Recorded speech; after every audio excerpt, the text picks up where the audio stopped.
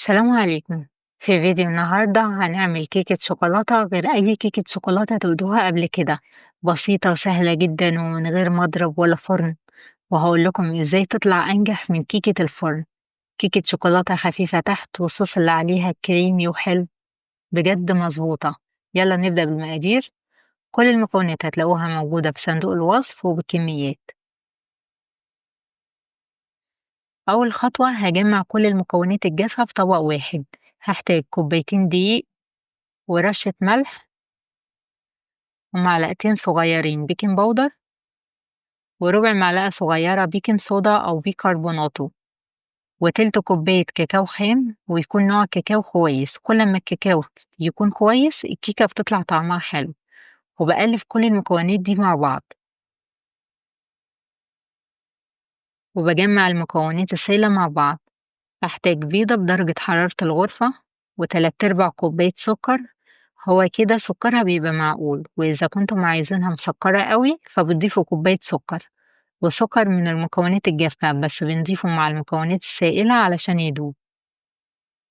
وبضيف كوباية وربع حليب أو مية ونص كوباية زيت وظرف فانيليا.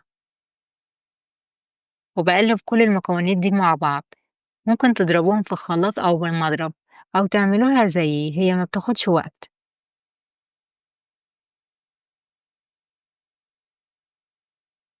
وبضيف عليهم المكونات الجافة، وهنا ما بقلبهمش كتير. أول ما بيتخلطوا كل المكونات دي تندمج مع بعض بوقف تقليب. عايزة الخليط يكون بالقوام ده. دهنت الفناجيل بتاعة الشاي أو أي مج حراري بمسحة زيت، وصبيت الكيك في المجات ومليت نص المج كيك.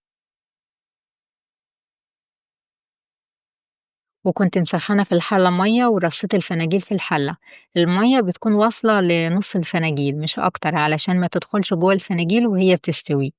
وغطيت الحلة بغطا محكوم وسبتهم على نار هادية لحد ما يستووا. أخدوا مني 11 دقيقة.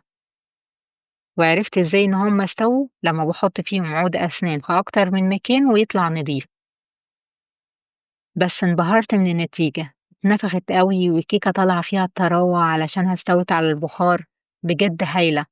وسبتهم يبردوا، وعملت مهلبية بالكاكاو نفس المقادير اللي عملتها قبل كده في فيديو المهلبية. هسيب لكم رابط الفيديو في صندوق الوصف.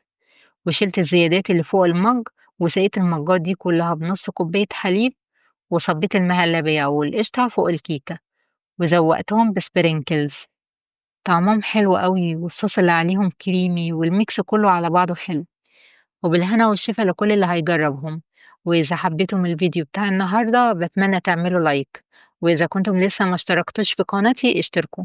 أشوفكم على خير في فيديو جديد، وباي باي.